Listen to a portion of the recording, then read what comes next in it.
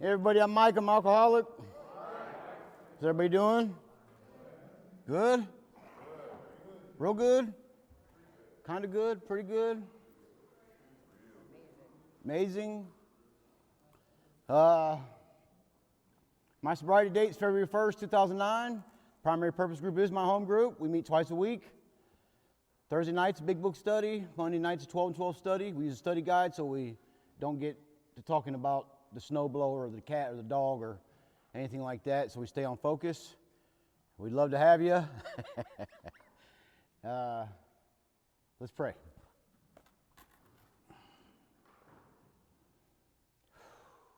God, grant me the serenity to accept the things I cannot change, courage to change the things I can, and the wisdom to know the difference. Amen. All right, so everybody had an opportunity to do their first step worksheet, I'm guessing, right? Yeah? No? Pretty easy, right? After we talked about it, makes it real simple. There's something I kind of want to go over. Does anybody have any problems with that by any chance? Anybody? So usually I like to start the workshops off with this because it's so important. You guys know what that is? Circle triangle is a great answer. Who said that? Russ? Anybody else? What'd you It's not the AA symbol. AA don't own it, but to some degree, that's correct.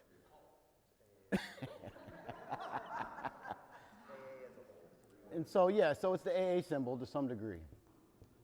But what does it mean? It means AA as a whole, but let's go back, let's peel the layers back a little bit. So the triangle is Alcoholics Anonymous is a 3 legacy program. Do you guys know what the legacies are? Unity, service, and recovery. That's right.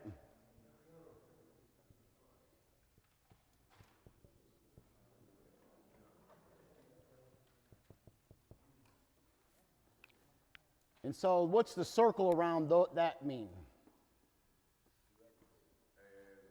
AA as a whole. Now, a lot of times what will happen is the trending, more popular, more kind of to the age in 2026 way of AA is we just do this. We just stay stuck in recovery. Anywhere you go, you look around, and not everywhere, and I'm not hating, by all means, it's not my intention to badmouth any meeting or anything like that, but a lot of times the more trending thing that you're going to see, almost every meeting you go to, is a lot of people are doing recovery, which is really good. It's not a bad thing necessarily. But what happens is when I just strictly focus on my recovery, then I stay stuck in one part of a 3-part program, and I wonder why my life sometimes gets out of line and I'm lopsided. And some people would say it's like sitting on a stool with 3 legs. If you only sat on one stool, what would happen? You'd be constantly trying to balance yourself out, right? And so the circle around this triangle means AA as a whole. So you can always ask yourself, no matter how long you've been sober, especially if you're brand new sober, this is really good to learn early on. Because Alcoholics Anonymous, I don't come to meetings or go to church or any of those things that I do to get something from it. Right? I'm not coming here. I don't need nothing from you. I don't need anything. I come to give. And when I come to the meetings or to church or wherever I go or in life, I'm going fishing or whatever, when I have that attitude, I'm going to be of service. I'm here to offer my help, to help do whatever I can. In my making sure that you get yours, I get mine. Right? And we'll learn that as we go through the steps, especially in the 3rd step where we offer ourselves to God, our thoughts and our actions, and that I'm no longer my business anymore. Why am I no longer my business? Because God's going to take care of me. Right? And we're going to access the power. We're going to talk about accessing the power tonight in the 2nd step. But if you don't have this in your big book, I would write this in the beginning of your big book, the first blank page, because it's super important. And recovery is going to be outlined by the 12 steps, obviously. Unity is going to be outlined by the 12 traditions. And service is going to be outlined in the 12 concepts. And the concepts are a little trickier to read, but they're extremely applicable. No different than the 12 steps are applicable in our daily life, so are the traditions. The traditions are very applicable at home and at work, and we're at our hobbies and doing life at the bowling league or whatever we got going on. if you start to apply all these sets of principles to your life will balance out. I promise.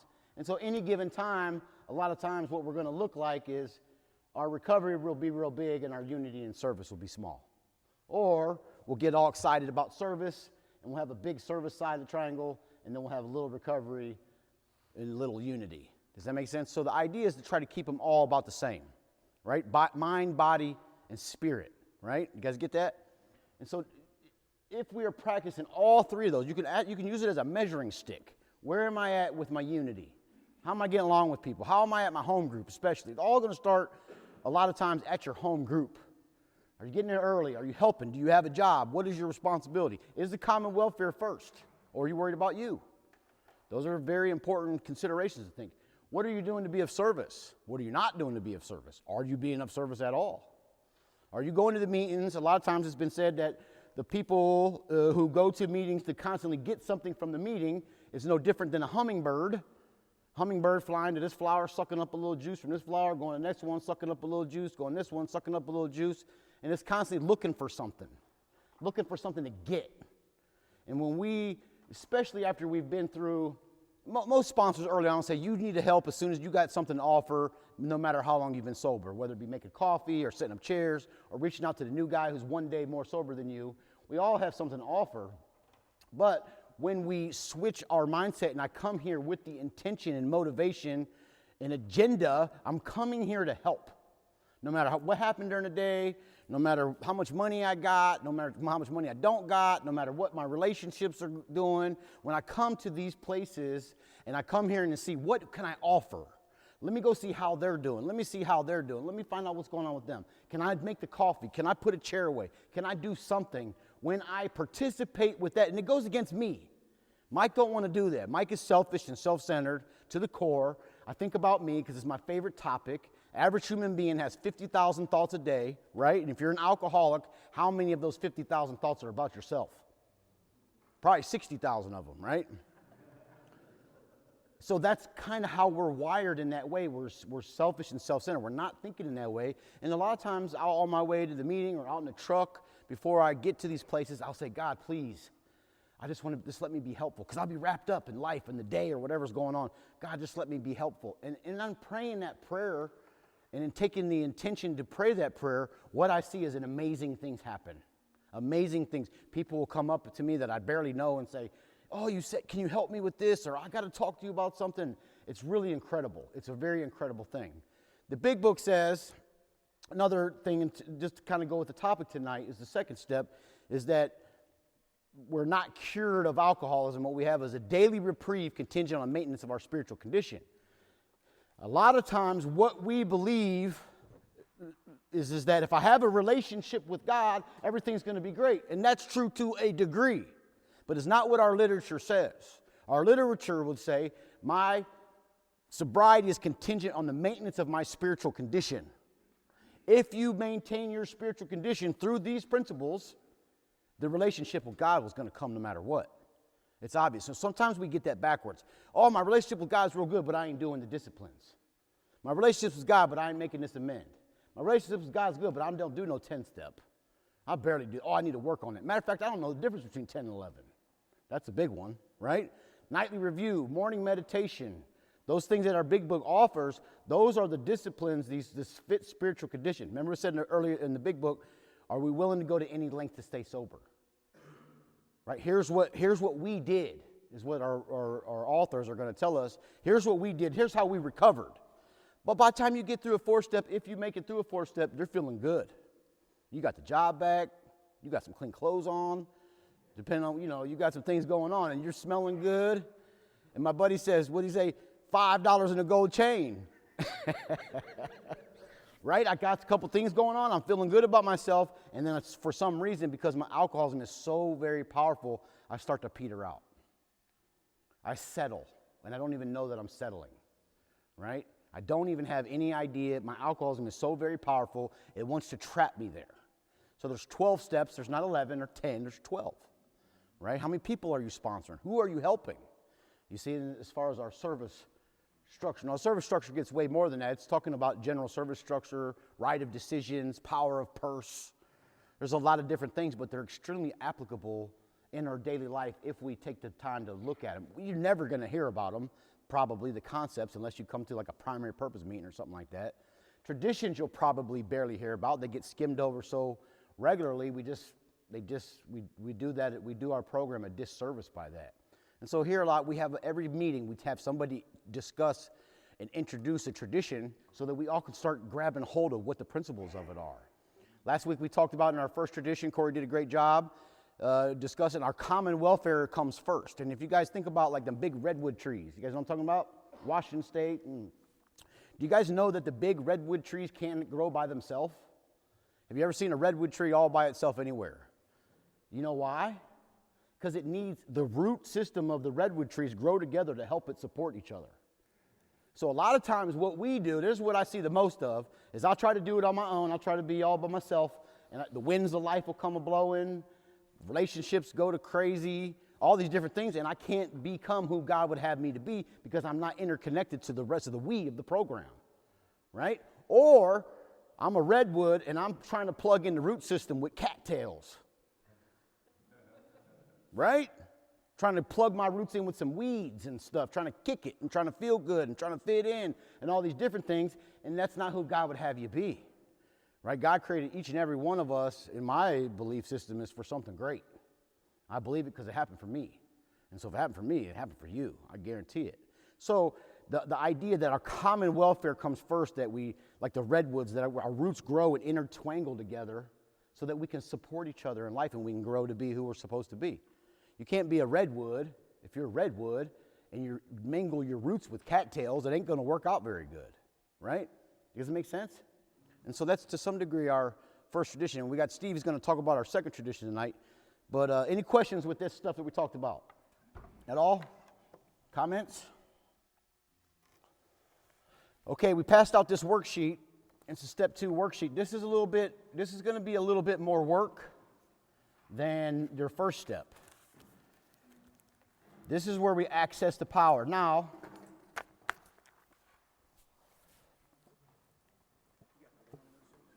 yes, sir. There you go.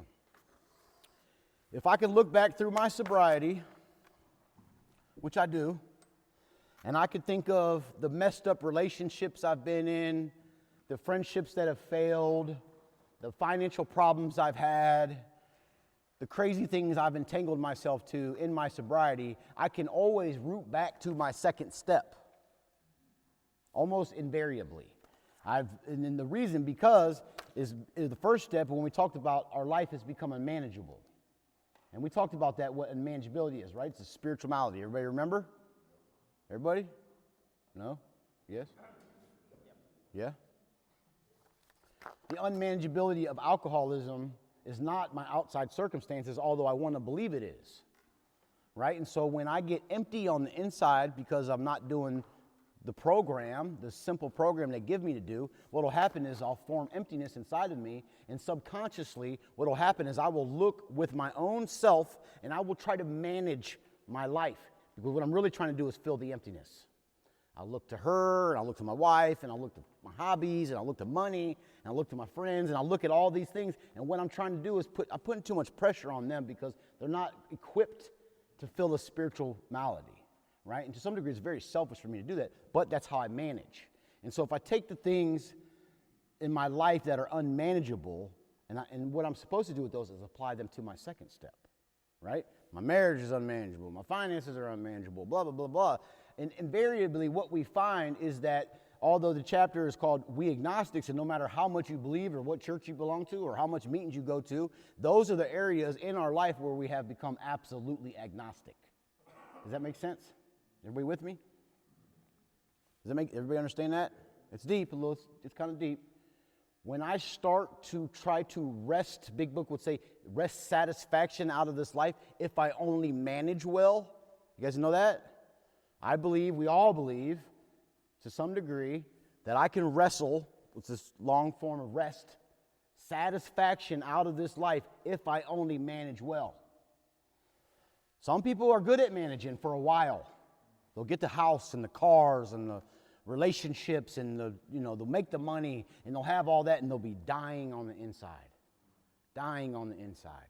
You see, Chris? It's just like the actor try to be both the actor, director, producer, but that's later on in our course step. What you're also talking about, and I was taught this, that hole in the soul that you were talking about, spiritual malady, or as an old timer John Leach taught me, that try to fill that hole in the soul. And what I found out for myself, and this is just my own experience, I tried to fill it with everything but a God of my understanding. And I was taught that in order, if I wanted what they had as a kid, here's what you do. Find a God of your own understanding, whether it makes sense to us or not, it's your own idea of who he is. And that my own personal belief, you know what I mean? Like what you were talking about with that circle triangle deal. See, I can't sit on that stool with recovery without the other two. You know what I mean? I don't know if that makes sense to anybody else, but that's my own experience, guys and ladies. Thanks, Chris. What I was saying before is all the things where I've managed is where things have gotten really strange. And God is good. He can take the things, all things work together for good. I do believe that. I really do believe that. And so even in my mistakes, God has a way of showing up and turning around and making it for good. Whether it might just been a lesson I needed to learn or part of my growing process, but almost invariably when I become agnostic, we're like in a relationship, meaning I'm never going to be with anybody. I got sober when I'm 45, or I got sober when I'm 30, or I got sober. I have to do something because God don't got me, right? There's where I will start to manage. I'll start to force my way. I'll try to wrest satisfaction if I manage well, and that's where we get jammed up. And that's a very surface, easy kind of, everybody kind of knows that one, but how we do that in our life on different areas is incredible. The alcoholism is very powerful, and we talked about last week that cunning, baffling, and powerful is an understatement to how tricky and crafty that it can trick us. And so if you look at this worksheet, I want to go over this with you guys real quick. It's been said that the very most important thing in your life is when somebody mentions the word God, what comes to mind? That might be the single most important thing in your life, especially as an alcoholic. Right? And so this first question says, make an honest list of all the things you believe about God. Now, we've been to rehabs and detoxes and IOP classes and aftercares, and a lot of us been through all the classes and so forth, and so we're very good at giving good answers, right answers. I can come up with the right answer even if I don't believe it. The idea of making an honest list about the things you believe about God is some of the things that you believe about God, if you're honest with yourself, are not going to be great.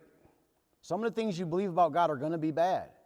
It's vitally important that you're honest with yourself about this step. This is where you access power. So if I believe that God's far away, or I believe that God don't really love me, it's important that I put that down on my list. I can also believe that God does love me. I can also believe that he's sometimes close. Whatever the truth may be for each of us individually is what's important. A lot of guys that I sponsor, they do this. I never even ask them to read it to me unless I think they're cheating on it or something like that. Did you do it? They'll say, yeah, and I don't believe them. I'll say, let me see. Same thing with number 2, you guys. Make an honest list of all the things you do not believe about God. Some of the things you do not believe about God are going to be good, and some of the things you do not believe about God are going to be bad. You have to do this step so you can have your own personal relationship with God. It does not matter what I believe, and it doesn't matter what the table next to you believes. It does not matter. It's important for you to have your own personal, individual experience with this. I don't care what Rachel believes. Rachel believes what she wants to believe. Pastor Joe told me to believe this. Miss Rosie told me to believe that. Joe Osteen said this. T.D. Jakes said that. And they all influenced me in my life to believe certain things, but never, very rarely have I asked myself, what do I believe? What do I believe? You see? And so them 2 questions are big. So a lot of times guys just write down and girls just write down the good answers. Well, if you had just good answers, what are you doing here? Right? What are we doing here? Third, Honestly list all the prejudices you have in regards to spirituality, church, God, faith, denominations, religion. I'm apprehensive to tell you about some of the prejudice I've had in the past because I don't want you to get them too. But just to be honest with you, and I'll give you one, I had a prejudice against the Muslims. Why? Because it was right after 9/11, and I thought, man, the Muslims, man, they're scary. That was my prejudice. You guys know what a prejudice is? It's an opinion formed without due knowledge. That's the idea of a prejudice is an opinion formed without due knowledge. So I had to put that on there. Hinduism, Buddhism, Christianity, big book thumpers, middle of the road AA people, back to basic AA people, all the different kind of stuff. And if I have any prejudice against any of that stuff, it's vital for me to put it on this list. Right? Now, I did this exercise the very first time. I've done it several times since. And I did all this, and it was scary for me because I thought I was going to get in trouble by God for not believing things I was told to believe, because they told me if you don't believe, you're not getting in. Right? If I don't believe this, you're not getting in. Or if you don't believe this, what we like to say, have you ever been burnt with a cigarette? That's your whole body in hell. Right? And so it was, to some degree, it's very scary for me to admit some of the things, but I really believe that I don't care no more. I just want to stay sober. So it's important for me to be very honest. And so when I did this, my sponsor, I said, I'm done with it. And he said, I want you to go read it, go find a spiritual place. And it's exactly the same thing I'm going to ask you guys to do this week, the same exact thing. Do this worksheet. Go find a spiritual place. It could be in your backyard. It could be down by the river. Could be in a chapel somewhere. I don't know, wherever is special for you. And you read this stuff to God. And just say, hey, God, you can say this, because this is what I said. I went to a spiritual place, which happened to be the chapel at the Mayflower Hotel. And I said, God, my sponsor made me do this. Because I was afraid to do it. And so you're welcome to say, Mike asked me to do it. I don't care. And what happened was I started to read to God, and I started to talk to God in prayer, just like I'm talking to you. Hey, God, I believe this about you. And I would elaborate a little bit. And I don't believe this about you. You know what I mean? I'm supposed to believe that you came back from the dead, man. I've never seen nobody else come back from the dead. And I was scared to say that. Scared. And I'm crying. I think I'm going to get zapped at any moment. I really believe that. I thought the ground was going to swallow me up. Something bad. I was going to have a heart attack. Something bad was going to happen. And I'm reading these things to God, and I'm reading them, and I'm crying because I'm afraid to finally admit the truth about the things that are going on inside of me. And then when I was done, I was sitting there in the quiet, and I had this experience. This was my experience. Who do you think you are? I felt like God said that to me, and I shrieked. I was like, oh, God, it's about to happen. And I was like, oh, and I was scared. And I believe in my heart, or the intuition that I received at that time was this. It doesn't matter to me what you believe or you don't believe. It doesn't change me. It only changes you. And it didn't even never matter. What happened was I got free of that stuff. So if this idea of we no longer have arrangements anymore, in sobriety we have relationships, and I need to have authentic relationships, then my relationships and authentic relationships ought to start with the Creator. Right? So let me be honest with God about some things I got going on inside of me, so we can clear this up, so we can trudge this road to happy destiny together. So it's important. I would suggest that you do the same thing with this second step worksheet. Everything on this questionnaire, now I'll tell you, that comes from the big book in We Agnostics, where it says, and I'll read it to you. It says on page 46, it says, yes, we have agnostic temperament. That means you. That means me. That means us. Have had these thoughts and experiences. Let us make haste to reassure you. We found that as soon as we were able to lay aside prejudice and express even a willingness to believe in a power greater than ourselves, we commenced to get results, even though it was impossible for any of us to fully define or comprehend that power, which is God. So them first three questions come out of that paragraph. What are some of the ideas I've been acting like I believe that I've not been honest about? I believed it because you told me to believe it. I believed it because somebody else said I had to believe it. But never did I ask myself, never did I start with something authentic. And this is what's trying to get you to. A lot of times what you'll hear at second step work, and I don't think anybody means any harm by this, but they always say, do you believe or are you willing to believe? And that's the first question. That's the first question asked when somebody, new guy comes to second step work, which there is no work usually.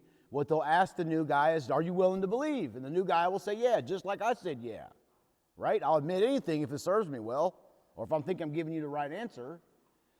But if you look in our big book, there's quite a lot of activities or exercises or actions to take. There's quite a few actions to take before I'm even approached with that question. Does that make sense? This whole paragraph that we just read, lay aside prejudice, express a willingness to believe, is a whole page before that question is even asked. There's a reason for that. It's a reason for that. It's easy for me to believe, it's easy for me to try to believe that probably God could restore me to sanity. I'm willing to believe that. The problem with it, if you're an alcoholic like me, I was a hog, I was a glutton, right? I just give it all to me, whatever it is, give it all to me. If you're like that in your alcoholism, if you were drinking like a hog, or you're doing other things like that, then you're going to have to do this like that too. If not, you probably won't be happy. Or at least with some regard in that way. I was willing to believe that God could restore me to sanity, but here's what I believed. And the back of that mindset was this, but he don't want to. Why don't he want to? Because I'm such a bum. I've done too many bad things. I stole from my mother. My grandfather was the greatest man in the world to me when I was a boy. My father wasn't around, and my grandfather was a master mechanic. And when he retired from PIE, they gave him golden wrenches, a box of golden wrenches. And one night when my grandmother went to sleep and I was needing another one, I went in the closet and stole the golden wrenches. And I felt like a piece of crap for that. And how could God want to restore me to sanity? I stole my grandfather's golden wrenches. You see? And so it's important for me to do this work. And that should come up in what do I believe about God? I believe that God don't really love me. I don't believe God can forgive me for what I've done, right? I don't believe God, they say he's not punishing, but man, I kind of think he is, right? Those are very important things that you need to really look inside yourself. A lot of people will say that all the answers are in the big book, and I would disagree. And I would disagree because I believe that all the questions are in the big book and all the answers are in me. Does that make sense? When you turn this book into exactly what's asking us to do, you'll see that all the answers are inside of you. So it's important for you, when you get to these questions, what do you not believe about God? I don't believe God loves me. I don't believe God is close to me. I don't believe God, whatever. I don't want to say too much because I don't want my stuff to rub off on you. You see? So this is a very personal step. It's very intimate. And I pray that you would have that experience with this step. Step 2 might be my favorite step because of the overwhelming experiences I've had in my second step. Most of you guys have heard my story. I got saved 200 plus times. I've been to the altar trying to pray in tongues and pray the prayer longer and doing all that stuff. I got baptized 7 or 8 times. I memorized how far it was from Jerusalem to Jericho. I did all those things because I was trying to get in. And I couldn't get in. I couldn't stay sober. And the joke is, you got baptized and was still wet at the bar. That's the truth. That's genuinely the truth. And I promise you that when I would go to those churches and the pastors or the priests or the ministers would be saying whatever they were saying, I really believed that they were talking directly to me as if they were spying in my life. And I'm like, what is going on? They're talking directly to me. Either God is real, this dude's been spying on me. And I would cry because I felt the love of God. And I don't know how to respond to the love of God much other than to cry. I don't know about you. That's how that's my reaction to it. And I would cry. And I'd go down there and I'd get on my knees and I'd pray the prayer. And then I'd get up from the prayer and I'd get excited and I'd be at the damn dope house a couple hours later. What's wrong with me? What's going on? When you're trying those things and you're living that way, or you've prayed the Hail Mary prayers, and oh God, I'll never do it again, and God gets you out because He probably has, it comes with a sense of shame and guilt. It comes with more internalizing negative ideas about who God is. I try to make my own perception instead of giving God a chance to show up and show out who He is. Does that make sense, Michael? The sanity that you're talking about, is that regarding the first drink and or drug? Good question. Yes, so the idea that what we talk about in AA is sanity or insanity is doing the same things over and expecting a different result. And I don't care how long you've been sober. I don't care what you was drinking or what you were smoking or bulbing or whatever you do. That is absolutely applicable to the drink. I'm going to be able to stay sober if I do this. I'm going to be able to stay sober if I hook up with her. I'm going to be able to stay sober if I make this much money. I'm going to be able to stay sober if I move to Detroit. I'm going to be able to stay sober if I move to North Carolina. I'm going to be sober as soon as I get out of this rehab, everything's going to be great. And we do it over and over and over and over and over, and we don't get nowhere. We get the same result. Doing the same thing over and over. And then it gets worse. I think it gets worse when we're sober because we try these different things that we tried to do when to get sober. We do them when we're in sobriety to try to make us happy. So doing the same thing over and expecting different results, we all, no matter how long you've been sober, I bet you every one of us, if we thought about it for a few minutes, we all could come up with a few. Right now, on this day, some areas of our life where we've been strangely insane. Right? So yes. So and I always say this, I bring my old ideas to my new experiences. I was just talking to Michael about that. I am guilty of that, and I've gotten better at that, gotten better at not bringing my old ideas to my new experiences. And and what I mean by that is, got a new job. I've never been at this new job before. I don't know how to be in this new job. Instead of allowing God to direct me and show me who He'd have me to be in my new job, instead of doing that, I revert back to what I think I know. And what I think I know has never worked before. But for whatever reason, it's all I got. It's either trust God, lean into Him, or go back to old Mike. And for whatever reason, I have a tendency to lean back into my own understanding. Make sense?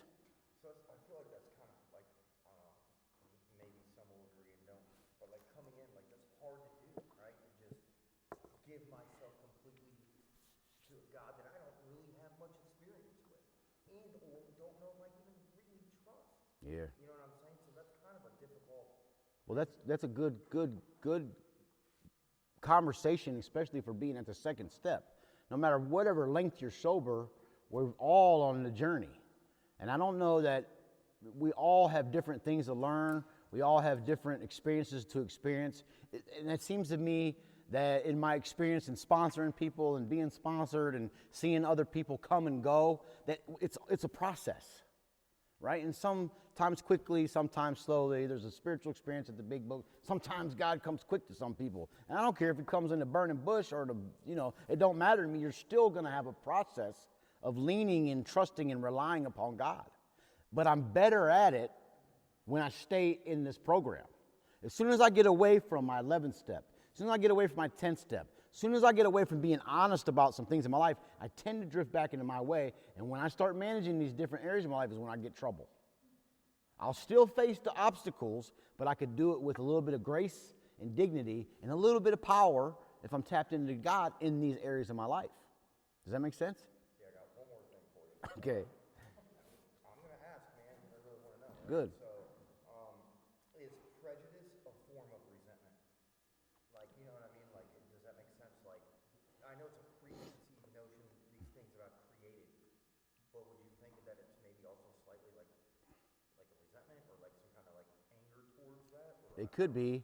Okay. It definitely could be. And hopefully if you have those things going on, prejudices, and if you want to call them resentments, maybe you have. I don't know if that's like a form of it or if that's tied into the prejudice. And so in regards to the second step, I'll say this. Maybe you have, and what I hear a lot of, and I'm not picking on anybody or anything, but you hear a lot of people say, I'm a recovering Catholic. A lot of people say that. I hear that a lot. Or maybe you grew up and you were in a very religious home, right? And you interpreted God, or maybe it was taught to you in a very tough way. Maybe it was very strict. Maybe it was very rule. Maybe it was very law. Do this, or you're going to get cigarette burns. You know what I mean? Or do this and this, or you're not going to get in. And so that can definitely form into a resentment, for sure. But if you put it on here, and you're honest and authentic with God about it, God has an opportunity to make it right. Right? God will show you himself. Right? When we draw close to him, he'll draw close to us. Right? It says it in we agnostics. Right? When we draw, I think that's what it says, something very close to that. When we drew near to him, he disclosed himself to us, is what it says. And so how do we draw near to God? It's through action. It's through action. Does anybody know what's the biggest obstacle to your relationship with God? Anybody know? Self. Mike wants to do what Mike wants to do. Mike won't want to take the time to do his devotions. Mike don't want to do the readings he's supposed to do. Mike don't want to be of service. Mike don't want to do his 11th step. Mike don't want to be honest about when I blow it or whatever I do. Mike wants to lean on Mike. And when I lean on Mike, it's drawing me away. Drawing me away. Away from what? Away from the power. You guys, we have access to some infinite power here. I mean, amazing, incredible, miracle. You're not going to hear more about miracles in any other place than you're going to hear about miracles in AA or a 12-step program. I'm talking miracles on miracles on miracles because we're accessing power, infinite power, closer than my sweater is to me. We all have access to that, but we are all responsible for it, right? The big book doesn't say God does everything. If the big book said God did everything, you'd come to the workshop last week. I'd have had a little handout, little half pieces of paper, and I'd write this: God does it all. And I fold it in half. You come in, I give you the paper, like, oh, thanks for coming, see you later. You take the paper, you open it up on your way home, and say, God does everything, and you'd be good. That'd be it. The big book is very clear that I have a fit spiritual condition. I am responsible for my relationship with God. God does his part. He's going to do his part. You can guarantee and count on it. But I have a part in that to play. I am responsible for that. There's things I have to do. If I'm an alcoholic, I am plagued with selfishness and self-centeredness. I am plagued with it, and it's going to manifest itself in resentment and fear and dishonesty and managing and manipulating and crazy thinking, the crazy voices in my head and giving into them and blah, blah, blah, blah, blah. And so there's a solution to that, and it's these 12 steps. Okay, you got more? That's it. Chris, you had something?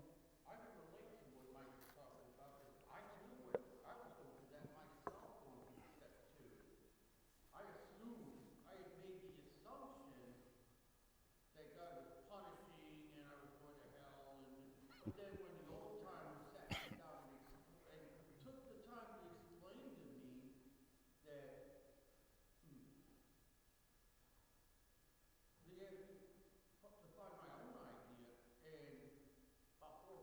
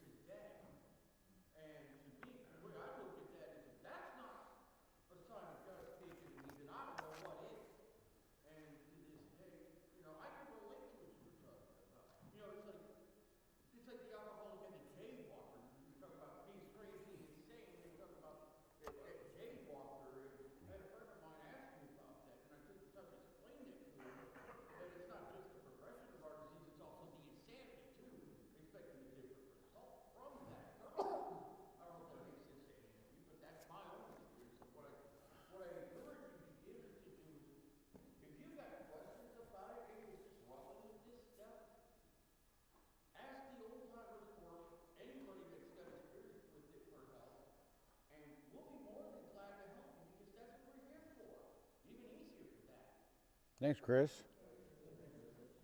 If you do the work, if you take the actions and the work, you don't have to understand it. You got to do it. Does that make sense? You're not going to think your way into right acting. You're going to act your way into right thinking, though. Okay? And so when it comes to this relationship with God or belief in God, my sponsor would say, you at the circus, you see the guy push the guy across the wheelbarrow on the tight line? You guys know what I'm talking about? Pushes the guy across the wheel. You believe he's going to make it? If you have faith in, you'll go get in the wheelbarrow. Right?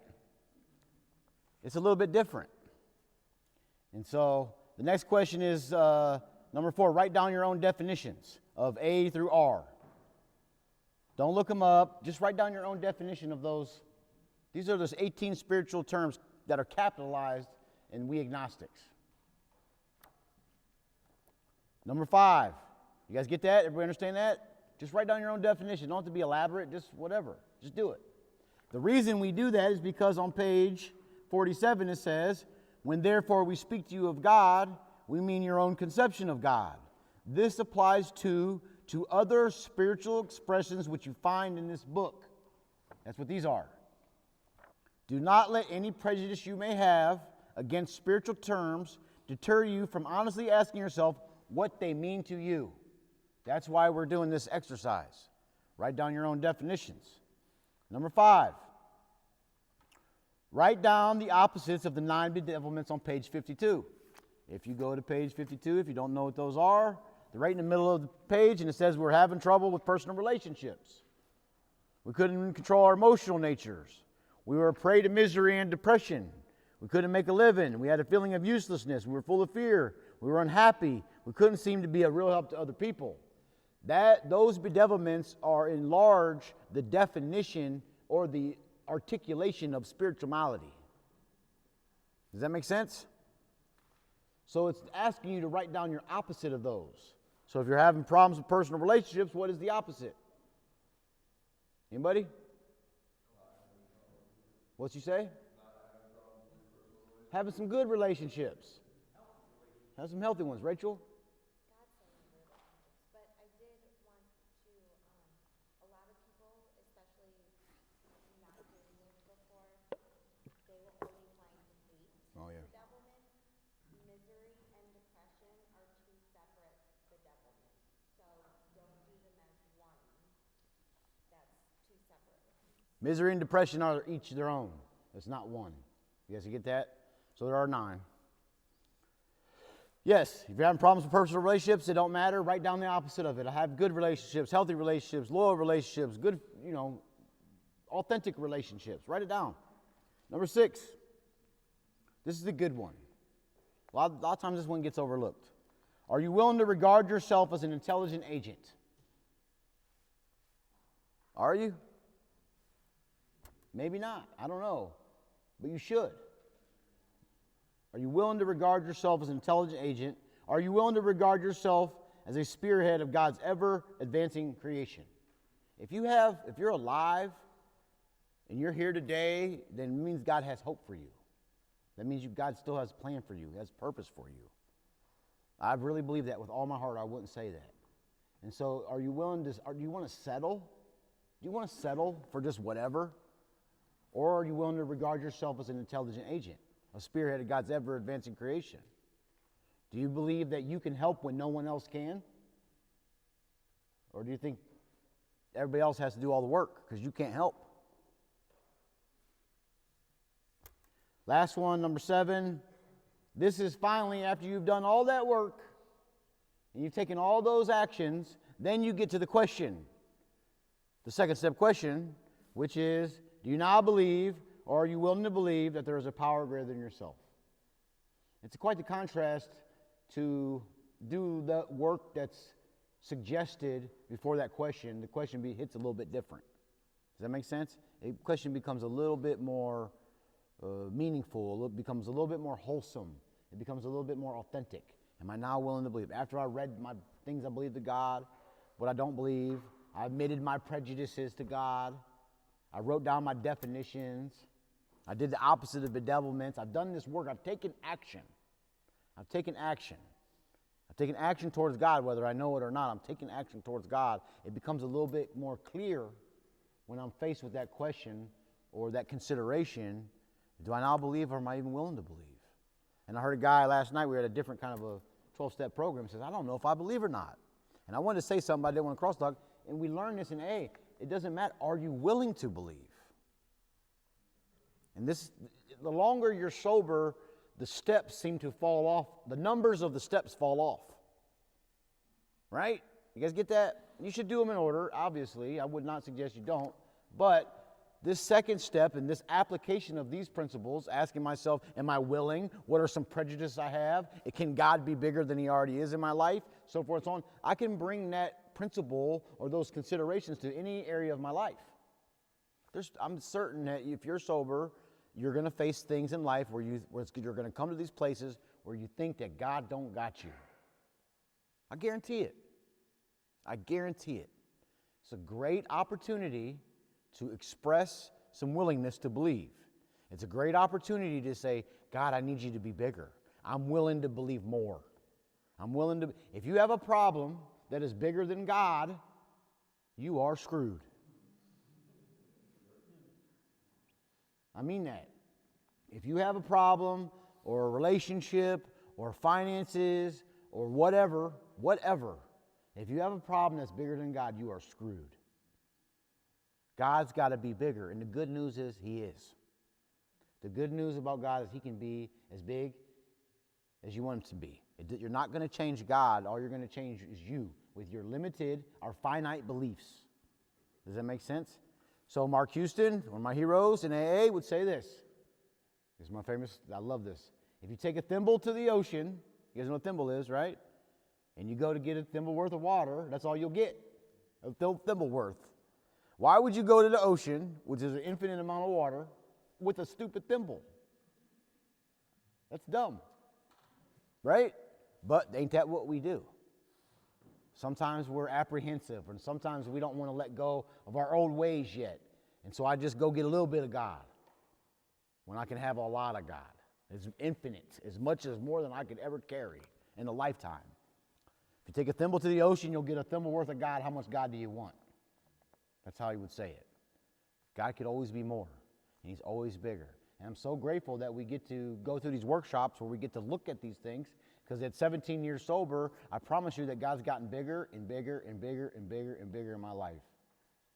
And I'm sure that whatever length of sobriety that you have, God can get bigger and bigger and bigger and bigger and bigger for you. It's going to be quite natural. If you're a good alcoholic like me, you're going to find yourself in places, in situations in life where God's going to have to be bigger or you're not going to make it through. You'll be stuck in some relationships. You'll be settling for less than what God has for you. You'll start reading that wrong. You'll start having low self-esteem and so forth and so on. When it's infinite. God is infinite. And he thinks the world of you, and he loves you, and he wants to use you to help other people, huh? So when you run into situations like that, what are the actions?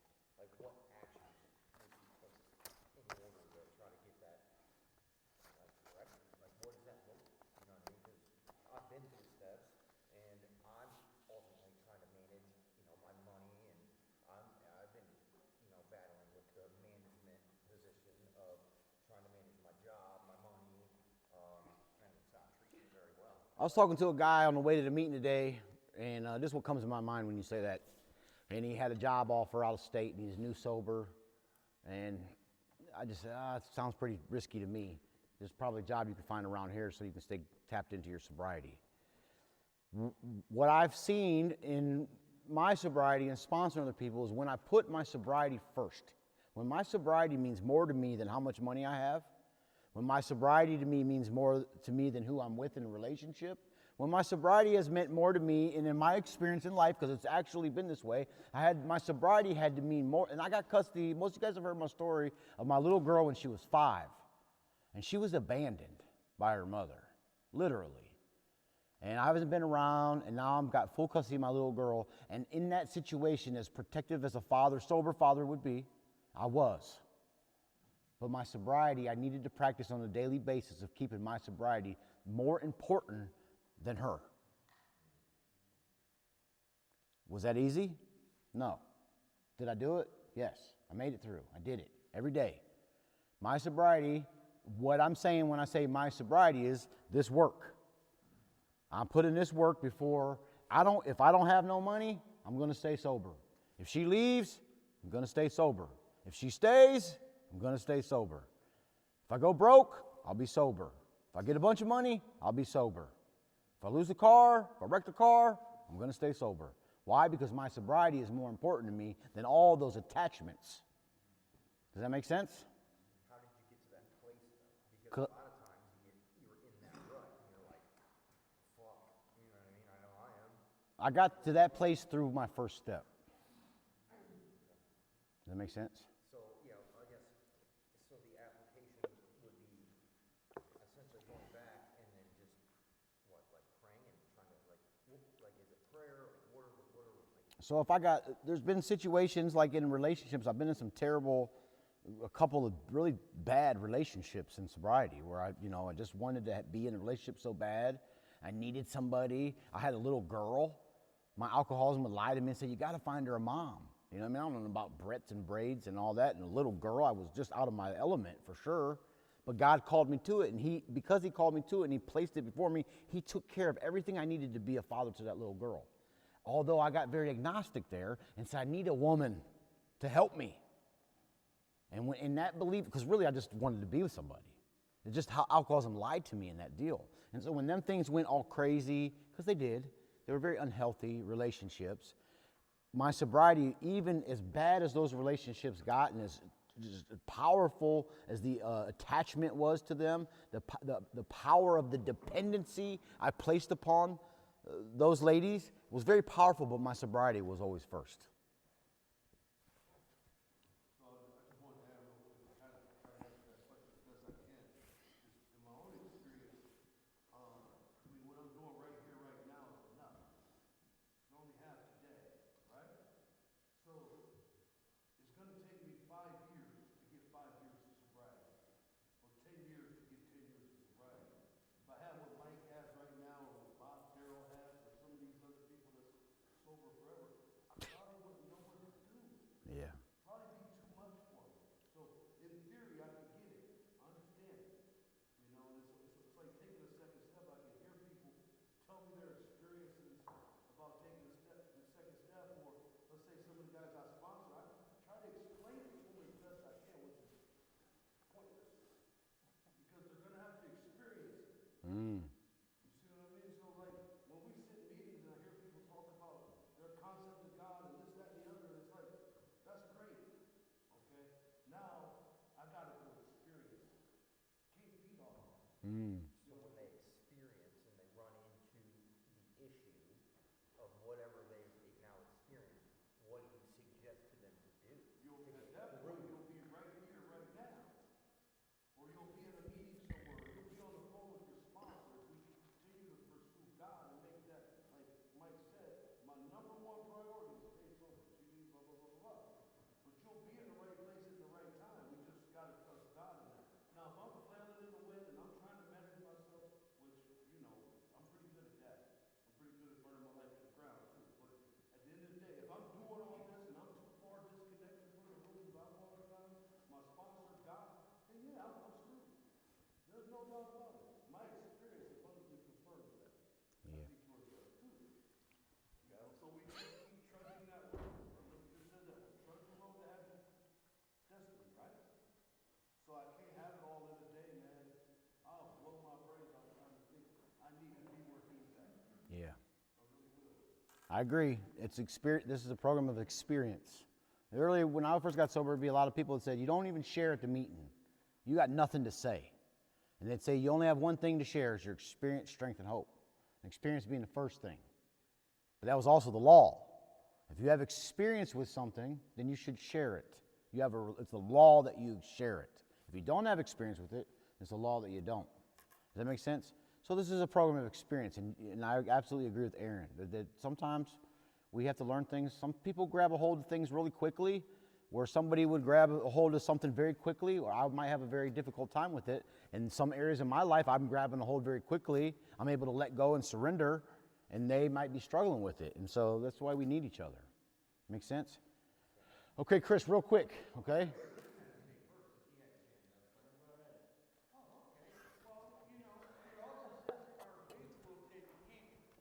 If I remember correctly, 164 says not only does it say you can't transmit, the answers will come to you if, key word in that statement, if your own house is in order, but you can't transmit something you don't have. What that means for me is if I don't have experience and someone comes to me with something, say like they come to me for help dealing with divorce, I have no experience with that. But it's up to me to take them to someone who has been through it. That's why it says can't transmit something you don't have. And it also says abandon yourself to God as you understand God. Not as I understand it, as you understand Him. Just thought I'd throw that there. Thank you. Somebody else? Jimbo? For me, I like the second step stuff. It's like, it's not something I just threw in the room or I did it one time. It's like, when I'm trying to do this stuff throughout my day when I'm at work, I gotta take it back to the second step. I gotta go to the first step and admit I'm a part of it. Like, step 2 has to come to life every day of my life. It's something gotta come through. To be honest with you, I'm real grateful that I had the sponsorship I did early on because they made me like, and I tell them what's going on with me, and they had me singing these prayers all day long. And it's like, really, do I really need to pray this much? It's like, well, the big book tells me if I'm a real alcoholic, this is what I got to do. If it's life or death for me, I'm gonna mess around and mess this thing up. But it's like Mike was talking about. I go back to these default settings, and I'll carry this into my life. And it's like I have to make it new. How do I make it new? I don't know how, except I bring God into it. You know what I mean? That's where I have to. I have to bring God back into it. I have to ask Him to restore me to sanity. I don't want to lose this job over my crazy kid. That. Thanks, Jim. Corey B? So the action for me is, it never seems like it's going to be enough. Like even doing the questions out here, it's like that's not going to work. Like it just doesn't seem like it is, but it turns out to be that it is enough. One of the things I do throughout the day is I'll say one of the prayers, like a third step prayer. If I say that in my head even all day, and it sounds boring and it sounds silly, but it's still action. Okay? And Mike was talking about 50,000 thoughts. If my 50,000 thoughts are the third step prayer for the whole day versus whatever normally occurs in my mind, like that's going to make a big difference throughout the day. And that action is in the prayer. It's not I'm not going bungee jumping. That's not the action. The action never seems like a big deal, but the action is written in the questions that he's given us. Yeah. Thanks, Corey. So the second step is coming to believe the power greater than yourself can restore your sanity, and it's kind of rightly relating yourself with that power. All right? To some degree, the big book would say deep down every side of every man, woman, and child is a fundamental idea of God. To some degree, that's true. I believe that 100%.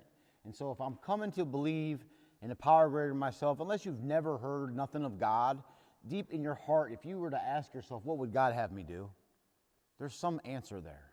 There's some rightness and some truth in that. Maybe it's go to church. Maybe it's write your steps or call your sponsor or who knows? You know what I mean? It could be situational by all means. But deep down inside of every man, woman, and child is a fundamental idea of God. And we can tap into it at any point throughout the day, just like kind of Jim was saying. Anytime throughout the day, we can tap into that power and say, God, and guess what it's against? My will. Mike does not want to do that. Mike wants to do what Mike wants to do. And a lot of this stuff is growing. It's like almost which dog are you going to feed? You know what I mean? Whatever dog you feed more is the one that's going to be stronger and healthier. And if I keep feeding Mike and Mike's will and Mike's way, and I'm going to have to get it, and it's going to be strong. And this is kind of where I start to access the power to kind of slowly start starving that dog and feeding the spiritual dog. Does that make sense? That was a good way. Okay, I want to read this to you. This is from the 12 and 12. It says this. Now, this is a very applicable piece of literature in regards, it doesn't matter if you're brand new sober or you've been sober for a while. Consider the next plight of those who once had faith but have lost it. Meaning, what we see of, and all you guys will testify to this, is a new guy or girl comes into AA, We start praying the prayer, start doing a little bit of work. Guess what happens? They start seeing God everywhere, right? Some people would call that a pink cloud, right? Start crying. Somebody explains the first step to you. You start crying. You start seeing God all over. You're starting to feel God, right? You have that experience, but what happens? Then there will be those who have drifted into indifference. How do we drift into indifference? Anybody know? By managing. That's absolutely right. By relying back on Mike's will and Mike's way. Those filled with self-sufficiency, right? You're sober now. You're able to go back to work. You're able to do things you're normally not able to do because you're not a slave to the drink anymore, and you start feeling yourself. So we become very full of self-sufficiency. But it becomes abused. We a lot of times forget where that power came from to even place us in a position to be able to go to work for 8 hours, right? Who have cut themselves off, those who have become prejudiced against religion. That's a big one. The big book would say this: be quick to see where religious people are right. Doesn't it say that? I'll bet you if we did a census in this room, we could all find all the ways that religious people are wrong, and we'd be real good at it. Right? I mean, we're masters of finding what's wrong with something, especially religion. Right? We're very good at finding something wrong. They did it wrong. I don't like them. It's easy for us. It's just like part of our makeup to find out where they're wrong. But the big book is clear. It tells us to do the opposite. It says look for where they're right. You'll get what you look for. I promise you. If you get to looking for the right of religion, you'll see it. If you get to looking for no different in the back of the big book with the guy who had the magical magnifying glass that always was noticing all the bad things about his wife. Remember? But when he changed it and he started looking for the good things about her and noticing them, that's what he started to see. It's no different than that. Those who are downright defiant because God has failed to fulfill their demands. If you've been sober, maybe you really wanted something. Maybe you really wanted that relationship to work out. Maybe you really wanted that to get that job. Maybe you needed that amount of money, so forth and so on, and it didn't come, and you blamed it on God, and now you're mad at God, and you want nothing to do with God. This is us. Can AA experience tell all these that they may still find a faith that works? So to some degree, all of us in here have been or are part of or are going through some kind of a situation like that right now. If you look in your life, to some degree, you will find an area of your life where maybe God's not giving you what you want. Or maybe you're not, it's a fair statement. I'm an alcoholic just like you, I get it. That maybe God, I want to be in Florida on a boat, and it's snowing.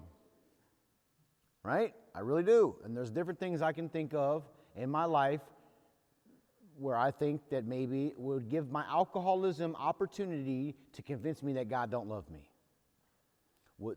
There's different areas in my life that are just life, that my alcoholism is wrapping itself around, trying to convince me that God's not everything. There's lots of different things. And so with that being said, whether it be in a relationship or maybe you came to AA and you got a bunch of faith all of a sudden, you was feeling good, and then you slowly started becoming reliant back on yourself again, you became self-sufficient, and what happened is you got drawn away from the power. And that's cool. It's okay. That's why you're here. This chapter said, can AA experience tell all these, meaning all those scenarios, that they may still find a faith that works? Absolutely. Whatever your circumstances are, whatever you got going on in your life, how long you've been sober, it doesn't matter. God can be and will be, if you do the work and continue to try, bigger than what He is right now. How much God do you want? How much God do you want? Make sense? Any questions? Are you willing? Do you want to live? Do you want to live? That's a real simple, maybe somebody's depressed in here and they don't want to live. I mean, it's alcoholism, that's what happens. Dylan, you all right? I'm just kidding.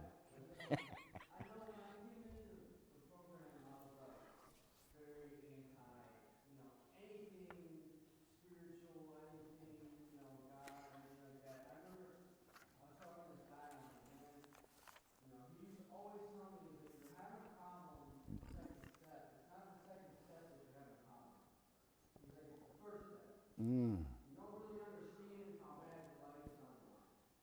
You know what I mean? And I know when I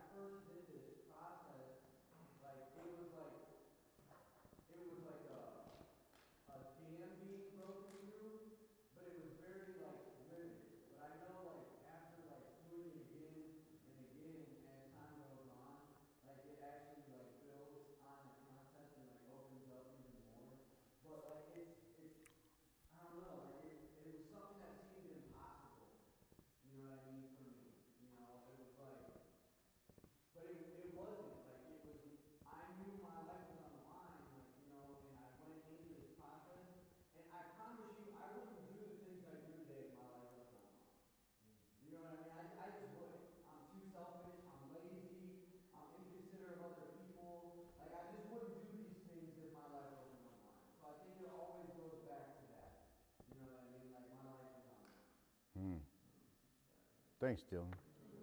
That's absolutely true. That's 100%. You can easily go back and get what you want, for sure. And so if God, or me relying on God, or me depending on God, reliance and defiance, you guys ever heard that before? And I'll read it in a second. It says, when we encountered AA, the fallacy of our defiance was revealed. At no time had we asked what God's will for us was. Instead, we had been telling him what it ought to be. You guilty of that? No man we saw could believe in God and defy him too. Belief meant reliance, not defiance. What are some areas in your life where you're being defiant in regards to what you believe God would have you do?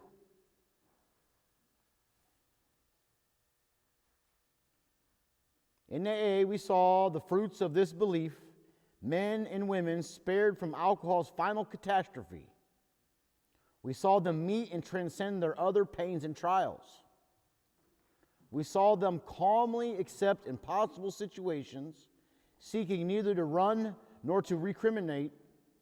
This was not only faith, it was faith that worked under all conditions. We soon concluded that whatever price in humility must be paid, we would pay it. Are you there? I mean, isn't that our experience? We see people that are happy. Somebody was talking about that recently. Like, I go to the meetings and everybody was happy and I just couldn't stand it. Who was that said that? Everybody's happy all the time. Why are you always so happy? Because, why do you think I'm happy? Because not only do I have a relationship with God, I'm doing the things I'm supposed to do, and my life is pretty good. I'm tapped into a power that's beyond my wildest dreams or imagine, that's infinitely more than I could think or understand. And it's an adventure. Are you taking the suggestions that your sponsor gives you? Are you answer shopping? I've done them both. I don't like what he says, I'm going to ask somebody else. Right? And that comes down to kind of what Dylan said. Am I powerless? If I'm powerless over alcohol, my life is unmanageable, like we discussed last week, this is nothing. Doing this work and relying and depending on God is almost natural. It's natural.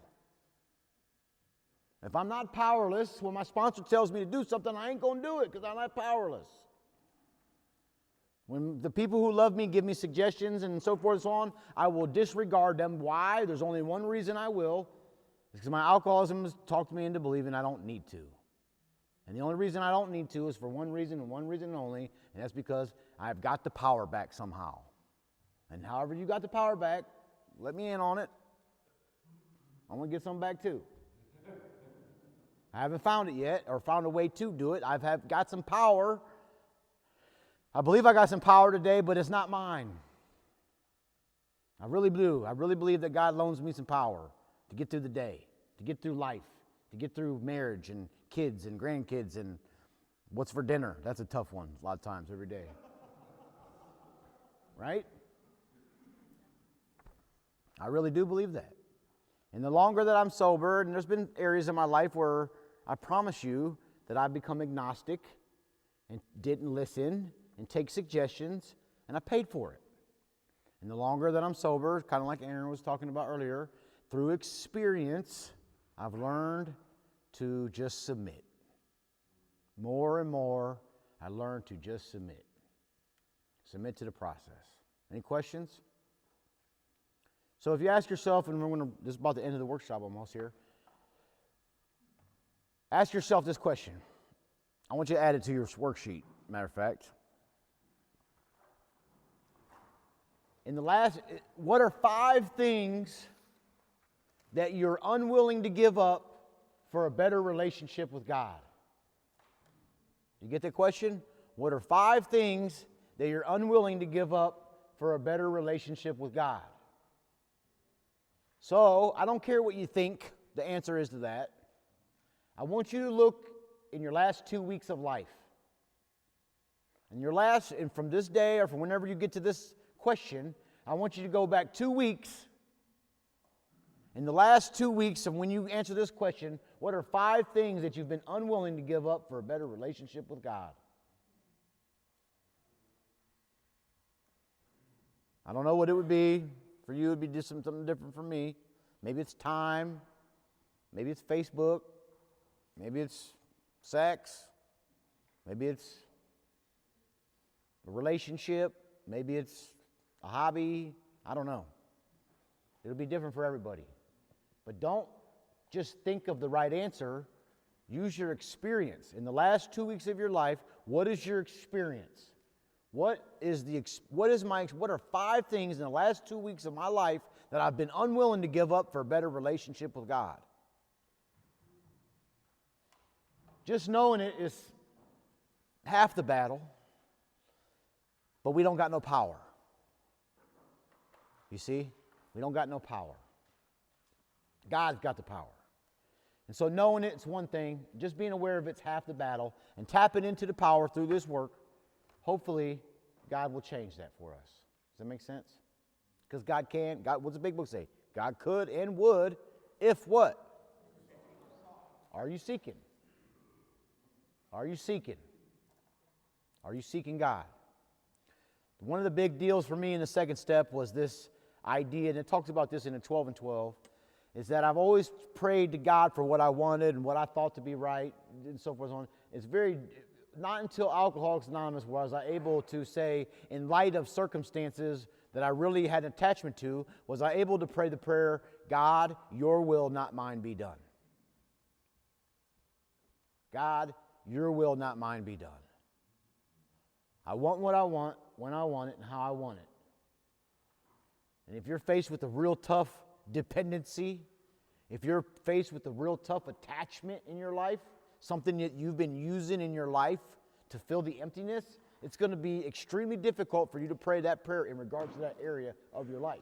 Matter of fact, if you pray that prayer and you find something that you're not really willing to pray that prayer about, that's the area where you're going to suffer. That's the area where you probably need the most work. God, your will, not mine, be done. Right? A lot of guys, early sober, they got to go to court. Right? And then we try to tell them, just pray for God's will. Whether you got to go to jail or you got to get probation or whatever. And they're like, oh, hell no. You know what I mean? Right? It's tough. We're so used to being impulsive and getting what we want, when we want it, how we want it, and I'll go get it right now, even if I got to steal. The idea to wait on God is counterintuitive. The idea that God has something better for us has to be proved. Meaning, I have to give God a chance. I got to see. Am I willing to believe that God loves me? Am I willing to believe that God has a better plan for me than I have for myself? Am I willing to believe that God's ways are better than my ways?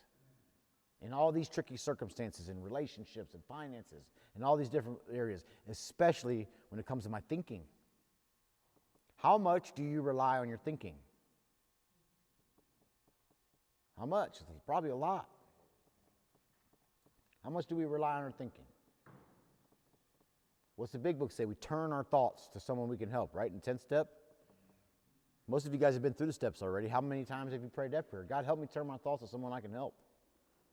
All I think about is me. I'm going to wiggle this, and I'm going to do this, and this is going to work out. I'm going to move here, I'm going to get this, and do this, and blah, blah, blah, blah. And it never ends. And the big book says, turn your thoughts. Turn it to where? To someone you can help. Yes, ma'am?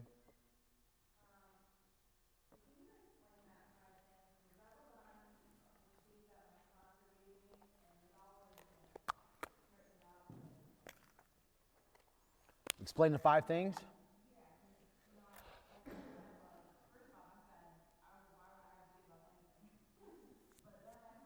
That's a good question.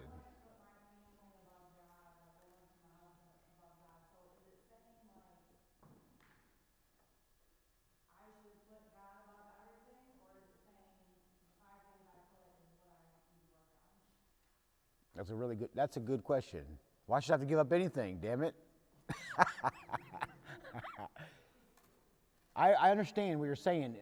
The idea, it's a very spiritual principle, is that if we really knew how much God loved us and how many times He spared our life And the things in our life are not by accident nor by chance. If we really knew what God thought of us, like how much he loved us and how much purpose he has for us and how much plan he has for us, it's easy for me to say, God, you can have it, my family. You can have my daughter. You can have my job. You can have my marriage. You can have my car. I remember when I first got my first sober car. Oh, man, I ain't had my driver's license in forever. And I didn't think I was ever going to get it. And I paid off a $10,000 debt, and I got a vehicle. You know what I did? I put my hands on the hood and prayed for the car. I swear to God I did. I was like, God, this is your car. I'll do anything, whatever you want with this car. And the reason I did that is because I was convinced that my way was going to destroy it. And so what happened after that prayer? The guys from the rehab called me and asked me for a ride. You see? And so whatever, that's personal by all means. It's personal to you. What are simply 5 things that you are unwilling to give up for a better relationship with God? And what happens is a lot of times is when I place things above my relationship with God, as an alcoholic, they tend to go awry. Almost invariably. As an alcoholic, my life depends on, the big book would say, constant thought of others and how I may help meet their needs. My life depends on, to some degree, being surrendered to that power. And I find that power and that surrender is what I've been looking for in every single drink and hit I ever took. And I understand that could be tough. You love people and you love your children, and you know, you're asking me to put God in front of that. That's going to be scary. I understand that. But we come to find is most of us who've been sober have done that already, and we continue to do it, and we get new areas and new life that we have to continue to surrender to God. And when we see that, when we turn in all things, there's a big book quote, we turn in all things to the Father of light who presides over us all, they seem to work out better. If I surrender my relationship with my wife, we have a pretty cool relationship, best relationship I've ever been in. It's very special. She's my best friend. I don't want to start crying, so I don't want to talk about too much. But I mean that with all my heart. But if I managed my marriage, we would not get along. If I dictated and managed if I did not surrender my marriage and my wife to God, we would probably not still be married. If I did not surrender my daughter, she was 5 and abandoned. If I did not surrender, I'll tell you how that looked like, and I got to wrap this up. But when I first got custody of my little girl, she was abandoned. And when I got custody of her, which was a couple months of going to court and whatnot, which is a miracle, when I got her, I wanted to protect her because she'd been through hell and back. I wanted to keep her safe, no matter what. Nothing could ever harm my little girl ever again as long as I was around. I really believe that. Where I had a problem with that was I had to let her go to school. It was hard. I'd drop her off to school and I'd worry about her all day. And it was driving me freaking crazy. I almost couldn't take it. Every day I worried, what's going on? Who's talking to her? What's the teacher saying? Maybe someone's going to run into all these different things, and it was torturous. And I couldn't get over it day in and day out and day in and day out. I couldn't let my little girl go. I had to keep her safe, and I had to manage it. And so I finally was just tore up, eaten up on the inside out from trying to control and manage that. And I called my sponsor. And I told him what was going on, and he suggested I take a 3rd step prayer and pray the 3rd step with my daughter's name in it. I was willing to do it. It was probably the hardest prayer I ever prayed. And I prayed this: God, I offer Amaya to thee to build with and do with as you will. Relieve me of the bondage of self. And I cried, and it was hard. And I prayed the prayer, and I got free. So I turned my little girl over in that prayer to the protection and care of God. And then guess what happened? I wish school would have been an hour longer.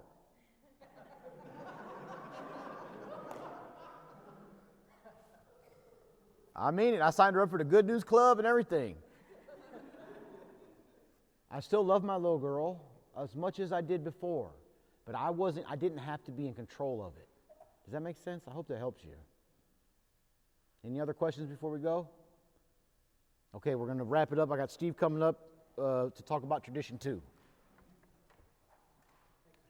You're welcome.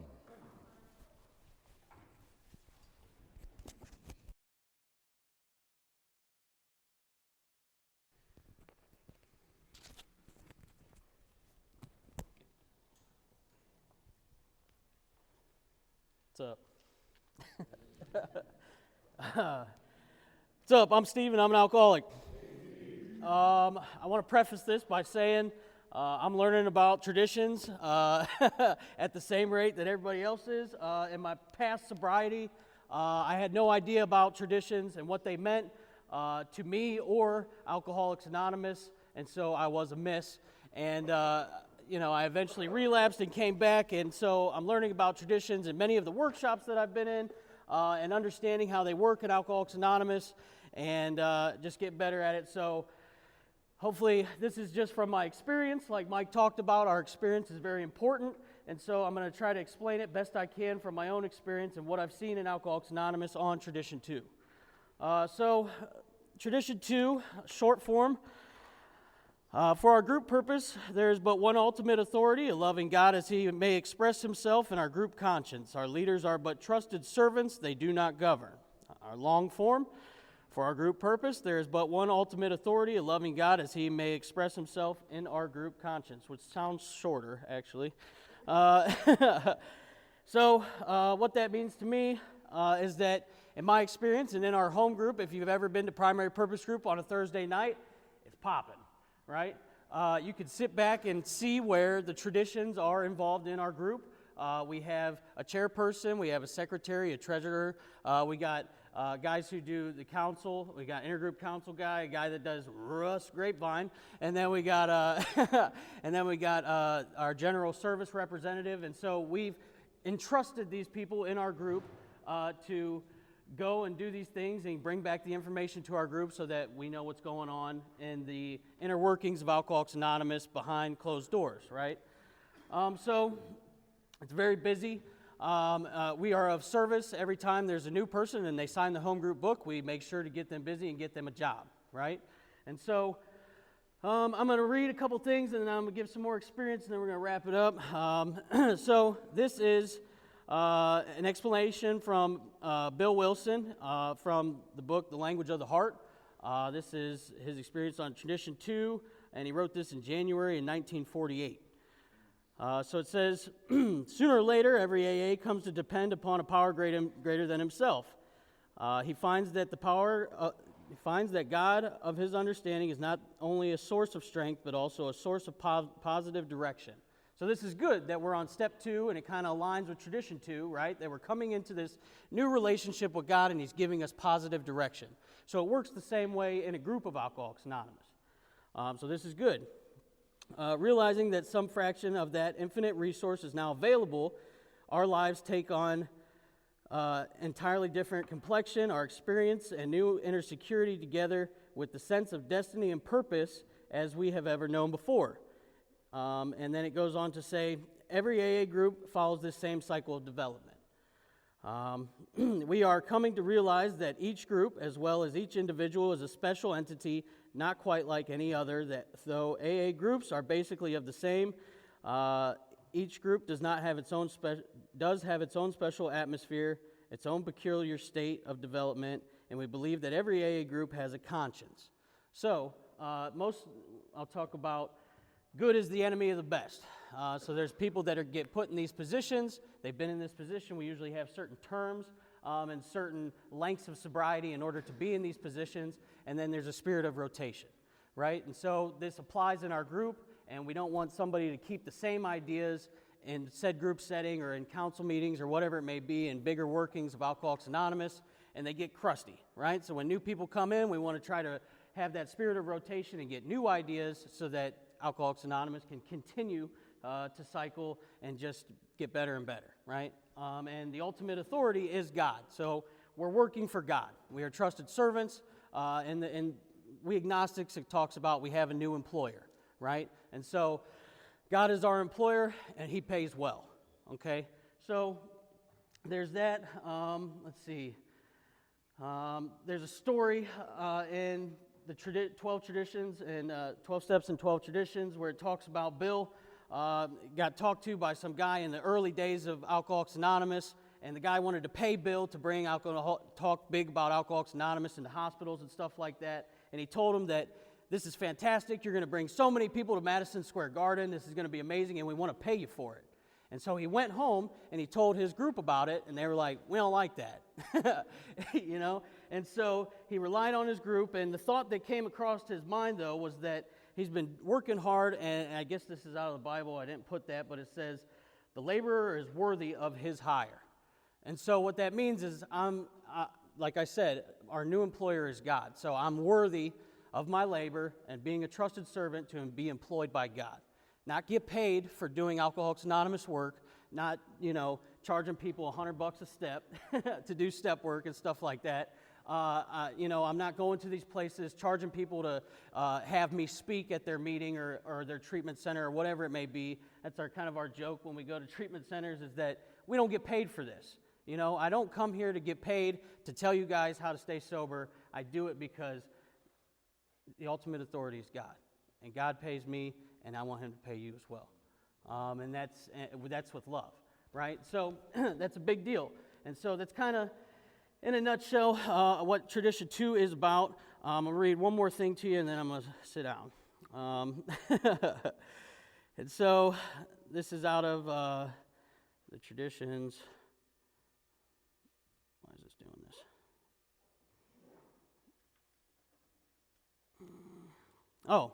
So I'll bring up this and I'll wrap it up. It's talking about page 135 in the 12 traditions and 12 steps and 12 traditions. It talks about the elder statesman and bleeding deacons. Now this is good stuff. It says, the elder statesman is the one who sees the wisdom of the group's decision, who would hold no resentment over his reduced status, whose judgment, fortified by considerable experience, is sound, and who is willing to sit quietly on the sidelines, patiently awaiting developments. The bleeding deacon is the one who just as surely is convinced that the group cannot get along without him, who constantly connives for re-election to office, and who continues to be consumed with self-pity. A few hemorrhage so badly that they drained all of AA, the spirit of the principle, and they get drunk. At times, the AA landscape seems to be littered with bleeding forms. Nearly every old-timer in our society has gone through this process in some degree. Happily, most of them survive and live to become elder statesmen. They become the real and permanent leadership of Alcoholics Anonymous. Theirs is a quiet opinion, sure of knowledge, and humble example that resolve a crisis. When sorely perplexed, the group inevitably turns to them for advice. They become the voice of the group conscience. In fact, these are the true voices of Alcoholics Anonymous. They do not drive by mandate, they lead by example. This is the experience which has led us to the conclusion that our group conscience, well advised by its elders, will be in the long run wiser than any single leader. When AA was, that goes into another thing. But in a nutshell, that's Tradition 2. We are entrusted by God, right? We don't want to get away from that. Corey did very well talking about the first tradition and our primary purpose and stuff like that. And one of the principles that kind of oversees both of those things, the first and second tradition, is that humility comes before success. Okay? So that's very important for our group. We can't be a successful group if there's one person telling everybody what to do and it having one idea from one person when, God is bigger than all of that, right? And so we want to kind of keep that idea. So, and also I heard a guy talking about, I've been listening to Traditions talks, I'm trying to get, better at it. And so in Alcoholics Anonymous, the 12 steps, it tells us what our problem is, and then it gives us a solution. In the traditions, and the 12 and 12, it diagnoses the solution, and then we get to solutionize the problem, right? So we start with the solution, and then we diagnose the problem. And so it's very important. Thank you for having me talk. Thank you, Mike, and thank you.